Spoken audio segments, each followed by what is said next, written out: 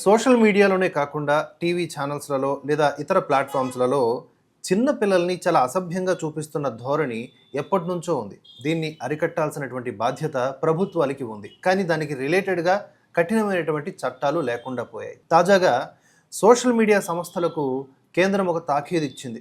దాని వివరాలు ఏంటో చూద్దాం.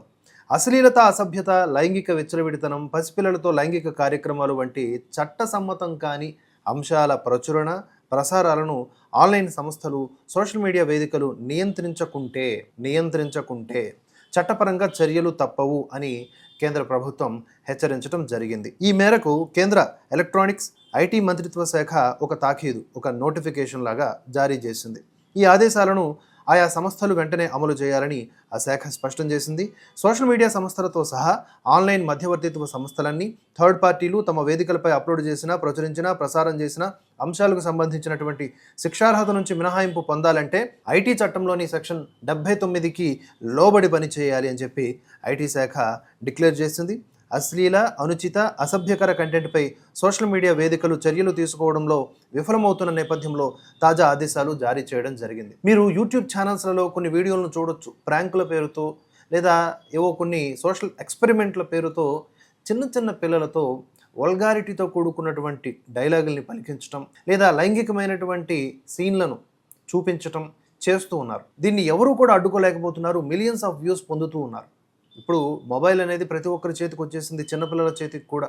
దాన్ని కంట్రోల్ చేయలేని పరిస్థితి. ఇలాంటి పరిస్థితుల్లో అలాంటి వీడియోలు చూసి చిన్నపిల్లలు ప్రధానంగా ప్రభావితం అవుతారు. అంతేకాదు కొన్ని డ్యాన్స్ షోలు ఉన్నాయి, వాటిల్లో కూడా చిన్నపిల్లలతో ద్వంద్వార్థాలతో కూడుకున్నటువంటి పాటలకి డ్యాన్సులు వేయిస్తారు.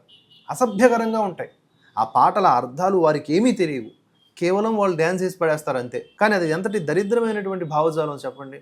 వీటన్నిటిని అరికట్టాల్సిన అవసరం ఉందా లేదా? చిన్నపిల్లలతో సిగరెట్లు తాగించడం, మద్యపానం చేయించడం, లేదా రొమాంటిక్ సన్నివేశాలు నెరపటం, ఇవేంటిది అసలు? ఇవన్నీ చూస్తూ ఉన్నప్పుడు మనం తప్పకుండా జాగ్రత్త పడాల్సిన అవసరం ఉంది. అయితే ఈ సెక్షన్ 79కి లోబడి పని చేయాలని చెప్పేసి కేంద్రం ఏవైతే నోటీసులు జారీ చేసిందో ఇవి నెట్ఫ్లిక్స్, అమెజాన్ లాంటి వాటికి కూడా అప్లై చేయబడాలి. కేవలం ఫేస్బుక్, యూట్యూబ్ లాంటివే కాకుండా అన్ని ప్లాట్ఫామ్స్లలో కూడా కఠినముగా అప్లై చేయాల్సినటువంటి కొన్ని చట్టాలను తీసుకురావాలి. అవి ఇంప్లిమెంట్ జరిగేలా చూడాలి. అసభ్యకరమైన లేదా అలాంటి కంటెంట్ మీద ఆధారపడి ఎలాగైనా సరే ఎవరేమనుకున్న సమాజం ఎట్లా పోనీ మనకు సంబంధం లేదు, మనం రెవెన్యూ గడిద్దాం అనుకునే ఎవరైతే ఉంటారో వాళ్ళని తప్పకుండా అరెస్టులు కూడా చేయాల్సినటువంటి అవసరం ఎంతైనా ఉంది. ఇలాంటి వాటికి చిన్నపిల్లలు ఎవరైనా ప్రభావితం అయ్యింటే వారికి కౌన్సిలింగ్లు కూడా ఇవ్వాలి. తల్లిదండ్రులకు కూడా ఆ దిశగా దిశానిర్దేశం చేయాలి. వారికి కూడా కౌన్సిలింగ్ ఇవ్వాల్సిన విషమ పరిస్థితుల్లో ఉన్నామన్నమాట.